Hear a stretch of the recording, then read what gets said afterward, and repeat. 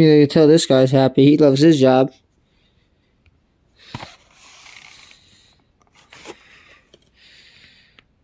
Let's open it up. Well, first of all, let's read this.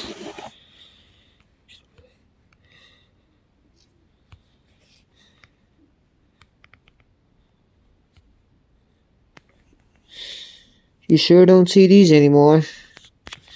I mean, the only Coca-Cola vehicles I see in my area are like the, you know, semis, and then, you know, and then a van I see.